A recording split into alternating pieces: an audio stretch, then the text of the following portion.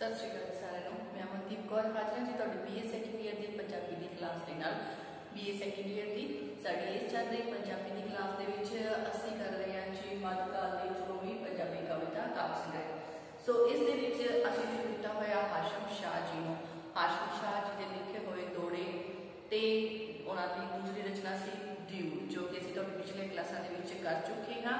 ਇਹਨਾਂ ਦੋੜੇ ਤੇ ਡਿਊਡ ਨੂੰ ਕਰਨ ਤੋਂ ਬਾਅਦ ਅਸੀਂ ਜਿਹੜਾ ਸ਼ੁਰੂ ਕੀਤਾ ਸੀ ਜੀ ਉਹਨਾਂ ਦਾ ਲਿਖਿਆ ਹੋਇਆ ਕਿੱਸਾ ਸੱਸੀ ਪੁੰਨੂ। ਸੱਸੀ ਪੁੰਨੂ ਦਾ ਜਿਹੜਾ ਕਿੱਸਾ ਸੀ ਉਹਦੀ ਸ਼ੁਰੂਆਤ ਅਸੀਂ ਪਿਛਲੀ ਕਲਾਸ ਦੇ ਵਿੱਚ ਕਰ ਲਈ ਸੀ, ਜਿਸ ਦੇ ਵਿੱਚ ਅਸੀਂ ਸ਼ੁਰੂ ਕੀਤਾ ਸੀ ਕਿ ਕਿਸ ਤਰ੍ਹਾਂ ਜਿਹੜੀ ਸੱਸੀ ਹੈ, ਕਹਿੰਦੇ ਇਹ ਜਿਹੜਾ ਕਿੱਸਾ ਹੈ ਇਸ ਦੇ ਵਿੱਚ ਕੁਝ ਕਿੱਸੇ ਦੇ ਅੰਸ਼ ਦਿੱਤੇ ਹੋਏ ਹਨ ਕਿ ਸੱਸੀ ਜਿਹੜੀ ਹੈ ਪੁੰਨੂ ਦੀ ਤਸਵੀਰ ਜੋ ਕਿ ਕੰਨੀ ਨਾਮ ਦਾ ਇੱਕ ਸੌਦਾਗਰ ਹੈ ਉਸਦੇ ਬਣਾਏ ਹੋਏ ਚਿੱਤਰਕਾਰਾਂ ਦੀ ਜਿਹੜੀ ਹੈ ਚਿੱਤਰਕਾਰਾਂ ਦੁਆਰਾ ਤੇ ਬਾਗ ਦੇ ਵਿੱਚ ਦੇਖਦੀ ਹੈ। ਬਾਗ ਦੇ ਵਿੱਚ ਦੇਖਣ ਤੋਂ ਬਾਅਦ ਫਿਰ ਉਸ ਦੇ ਉੱਤੇ ਮੋਹਿਤ ਹੋ ਜਾਂਦੀ ਹੈ, ਉਸ ਨੂੰ ਪ੍ਰਾਪਤ ਕਰਨ ਲਈ ਅਲੱਗ-ਅਲੱਗ ਤਕਨੀਕਾਂ ਅਪਣਾਉਂਦੀ ਹੈ ਤੇ ਕਿਸ ਤਰ੍ਹਾਂ ਪੁੰਨੂ ਦੇ ਨਾਲ ਉਸ ਦਾ ਪਿਆਰ ਜਿਹੜਾ ਹੁੰਦਾ ਹੈ। ਤੇ ਇਹ ਜਿਹੜੇ ਕੁਝ ਅੰਸ਼ ਹਨ ਇਸ ਕਿੱਸੇ ਦੇ ਸੱਸੀ ਪੁੰਨੂ ਦੇ, ਉਹ ਸਾਡੀ ਇਸ ਸ਼ੋਅ ਦੇ ਵਿੱਚ ਦਰਜ ਕੀਤੇ ਗਏ ਹਨ।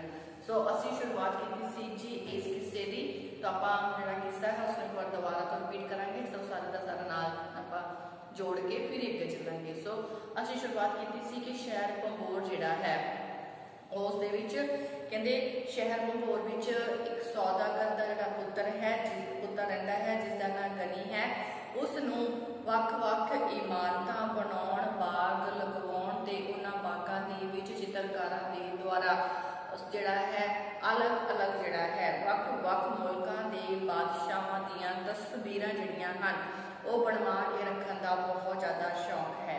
उसके जोड़े चित्रकार हैं जोड़े हैं उसके लिए रब मतलब उसके चित्रकार जोड़े हैं इजराइल फरिश्ते दे वर्गी उच्ची पदवी जोड़े हैं उस दे गनी के जोड़े चित्रकार हैं वो रखते हैं। सो वो जोड़ा गनी है कहते इस दिया जोड़ा बाग है उसकी तारीफ जी है वो बहुत ज़्यादा है।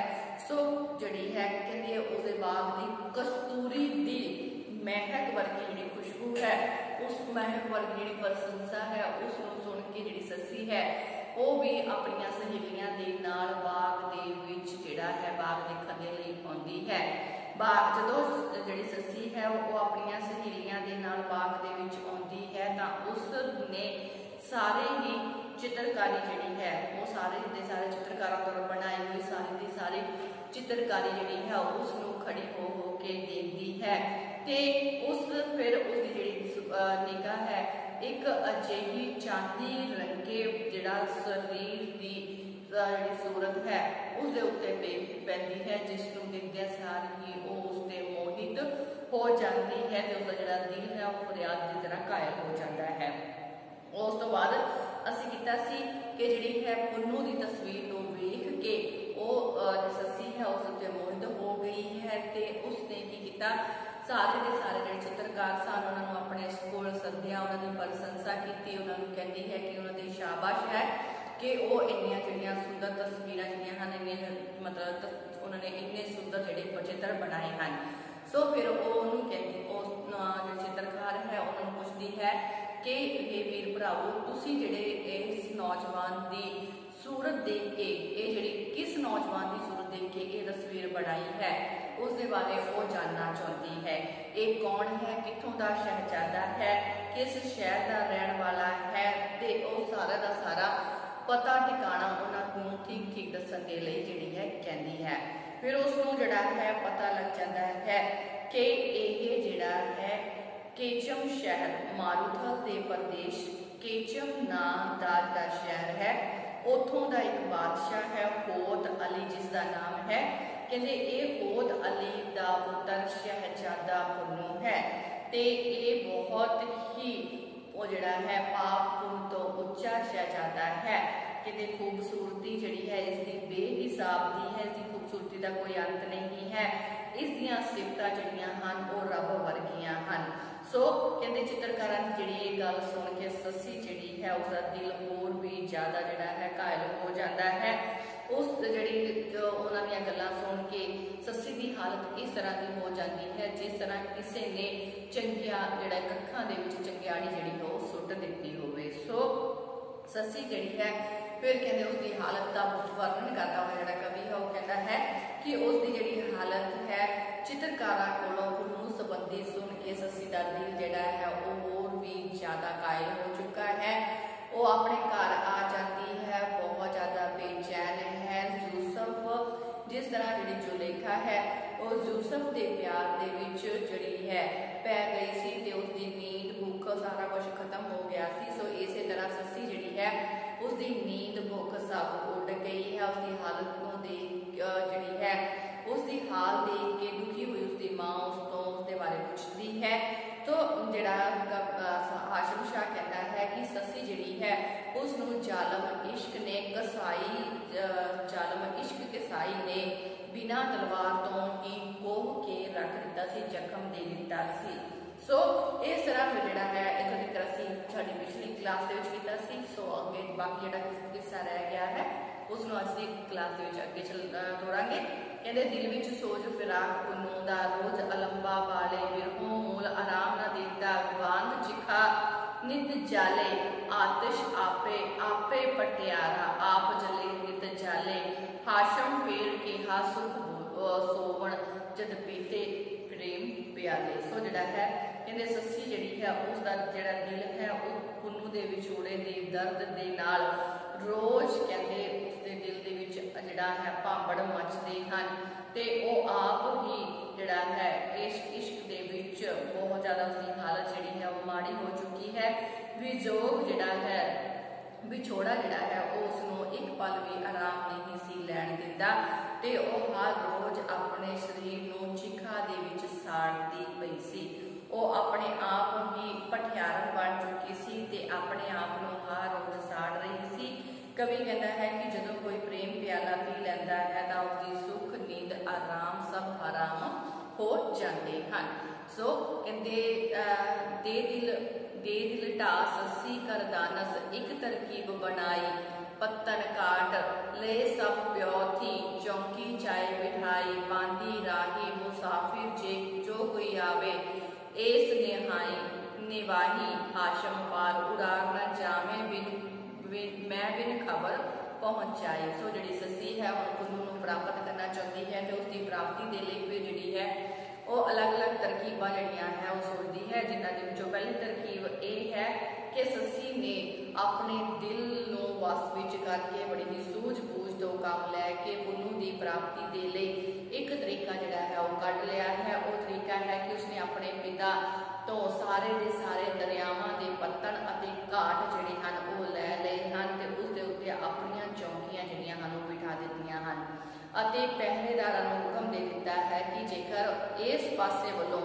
कोई भी मुसाफिर आवे उस दी खबर जिहड़ी है उस ससी नूं पहुंचाई जावे ते फिर ही उसनूं पार जाण दिता जावे।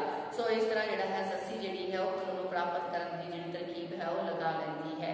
कहंदे बरस हुआ जब फिर ससी नूं मेहनत जोद उठाए केच वलों रल माल विहाजन ऊंट सौदागर आए सूरत नाज निजाम बलोचा वेख परी भुल जाए हाशम वेख बलोच जो लेखा यूसुफ चाई भुलाए। सो जिहड़ा है हुण जिहड़ा है कहते बहुत ही ज़्यादा समय का इंतजार करने तो बाद जिहड़ी ससी की मेहनत रंग लैके आई है ते कहते जदों घाटां ते पत्तनां दे उपर चौंकियां जिहड़ियां सन वो बिठा दित्तियां गईयां सन तां 1 साल बीत गया सी।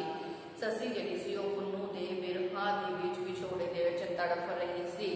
कहते विरहा की मारी हुई ससी ने पुन्नू नूं पाउण दे लई जिहड़ी भारी मेहनत कीती सी। कहते उस मेहनत ने रंग लिआंदा की होया कि केचम शहर दे वल्लों ऊंट सवार बलोच सौदागर जिहड़े सन वो रल के अपने माल का व्यापार करन दे लई आ गए सन, उसके शहर विच आ गए सन। उन्हां दियां खूबसूरत शक्लां नैण नक्श नूं देख के जिहड़ा सी कहंदे नैण नक्शां ते प्यार नूं देख के परियां भी उन्हां दे उत्ते डुल सकदियां सन। सो कहंदे जुलेखा उन्हां नूं वेख के अपने सुंदर प्रीतम यूसुफ नूं भुल सकदी सी। अर्थात वो बहुत ही ज़्यादा मतलब कहने का भाव ये है कि वो बहुत ही ज़्यादा सोहणे सन। सो कहते आख्या आण गुलाम ससी नूं नाल जवान प्यारी काट उत्ते एक राह मुसाफिर उतरे आण व्यापारी केच कनो सौदागर आए ऊंट बेअंत सुमारी हाशम डोल लिबास पहरावा हर हर चाल नियारी। सो जिहड़ा है हुण ससी नूं जिहड़ी खबर है वो पहुंचाई गई है कि केचम कोलों सौदागर जिहड़े हन ओह आए हुए हन। सो चौंकी तो एक गुलाम कहते ने आके ससी नूं बड़ी ही मिठी जुबान दे विच कहा कि दरिया दे एक घाट दे उत्ते कहते राह जाते हुए मुसाफिर व्यापारी जिहड़े हन वो आण के उतरे हुए हन। ये सौदागर जिहड़े हन वो केचम शहर तो आए हन ते ये बेहिसाब ऊंट लैके आए हुए हन। उन्हां दी ढील डौल पहरावा चाल ढाल कहते गल की हर एक चीज ही बहुत ज्यादा न्यारी सी, बहुत ज्यादा सुंदर सी। सो ससी सख्त गमी विच आही दर्द फिराक करवाई कहते ना कुछ सुरत आवाज ना देती ना कुछ होश टिकाई रूह रूहां विच फिरे ससी दा मलकुल मौत निशानी हाशम भेज बलोच सच्चे रब फेर दिती जिंदगानी। सो जी ससी की हालत जी है उसको बयान करता हुआ कवि कहता है कि ससी जी है वो साल भर के विछोड़े के विच कहते दर्द इस विछोड़े के दर्द और गम के कारण उसकी हालत जी है वो बहुत ज़्यादा जी खराब हो चुकी है, वो बहुत ज़्यादा दुखी हो चुकी सी। उसके आले दुआले जड़ा है उसनों आले दुआले की कोई सुरत नहीं रही सी ते उसके मूँह के विचों आवाज़ भी नहीं निकलती सी, उसकी होश ठिकाने ते नहीं सी। कहते ससी की जी रूह सी वो रूहां दे विच रोइयां दे विच कहते फिर रही सी ते इस तरह जापदा सी कि मौत का फरिश्ता उसको लैण दे लई आ खड़ोता है। इस समय सच्चे रब ने कहते पुन्नू दे देश के बलोचां नूं भेज के उस दे विच दोबारा तो जान जी सी पा दी सी।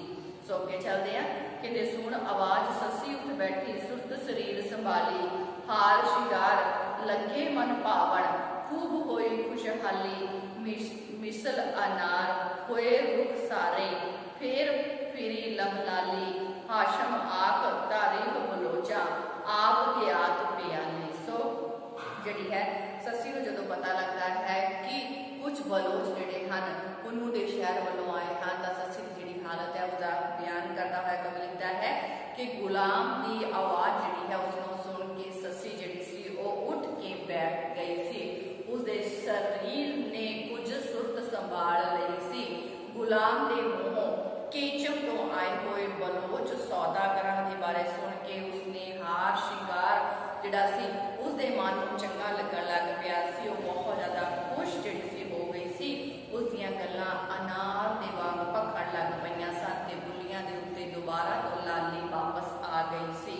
सो जिहड़ी है मतलब ससी की जिहड़ी हालत है कहते उसनूं जदों इस गल का पता लगा है कि केचम ते बलोच जिहड़े हैं उन्हां दी सिफत जिहड़ी है उसकी सिफत जिहड़ी गुलाम के द्वारा आके दसन ते कहते ससी दे लई इस तरह सी जिस तरह किसी ने उसनूं अमृत का प्याला पिया दिता होवे। जदों बलोच सौदागरां की सिफत सलाह की खबर जिहड़ी सी गुलाम जिहड़ा है आके उस ससी नूं दिंदा है तो उस दे लई इस तरह सी जिस तरह किसी ने उसनूं अमृत की प्याली दे दी होवे जिस नाल उस दे विच दोबारा तो जिहड़ी जिंदगी है वो पैदा हो गई होवे। सो अगे चलते हैं कहते शरीर उतार बलोच ससी दे कहते शहर उतार बलोच ससी ने खिदमत खूब कराई हाल हकीकत होत पुन्नू दे पास बहाल पुछाई खातर लोग कहे कईयों ने साडा होत पुन्नू है पाई कहते हाशम वेख बलोचा दिते शामत आन दिखाई। सो हुण जिहड़ी ससी है कहते जदों उसनूं पता लगा है कि केचम शहर के वालों सौदागर जिहड़े हैं बलोच जिहड़े हैं वो आ चुके हैं तां जिहड़ी ससी दे विच दोबारा जिहड़ी जान है वो पैदा हो गई है ते ससी की जिहड़ी हालत है वो पहला नालों बहुत ज़्यादा सुधर चुकी है। उसकी जी हालत इस तरह है कि दोबारा उसके विच जिंदगी जिहड़ी है पै चुकी है। सो ससी जिहड़ी है हुण जिहड़े कहते जदों उसनूं पता लग्या है कि केचम शहर तो बलोच आए हैं तो फिर अगे जिहड़ी है उन्हां दी बहुत ही ज़्यादा खिदमत कहते सस्सी द्वारा बलोच सौदागरां नूं पुन्नू दे बारे विच पुछ-गिछ करन दा जिहड़ा जिक्र है वो कीता गया। इस पैरे विच सस्सी ने बलोच सौदागरां दा शहर दे विच ही डेरा जिहड़ा सी वो लगवा दिता सी ते उन्हां दी बहुत ज़्यादा सेवा भी कीती सी। सेवा संभाल उन्हां दी बहुत ज़्यादा खिदमत खूब कराई, उन्हां दी बहुत ही सेवा संभाल जिहड़ी सी वो सस्सी ने करवाई सी। सो उस तो बाद कहते उसने उन्होंने कोल बिठा के पुन्नू दे बारे दे विच सारी की सारी सच्ची जिहड़ी गल सी, सही गल जिहड़ी सी पुछी। बलोचा ने बड़े ही मान हंकार दे विच लोभ दे विच आके पुन्नू नूं अपना भरा कह दिता है। बस यही गल कहंदियां ही कहंदे बलोचा दी हुण शामत जिहड़ी सी आ गई सी, क्योंकि सस्सी जिहड़ी सी वो पुन्नू नूं ही प्राप्त करना चाहती सी ते हुण पुन्नू की प्राप्ति कीते बिना जिहड़े बलोचा की जिहड़ी जान सी वो छुट्टण वाली नहीं सी। सो अगे चलते हैं। कहते सस्सी समझ भरा पुन्नू दे कैद बलोच कराए, होश खलास मोहाल होयो ने होत पुन्नू बिन आए।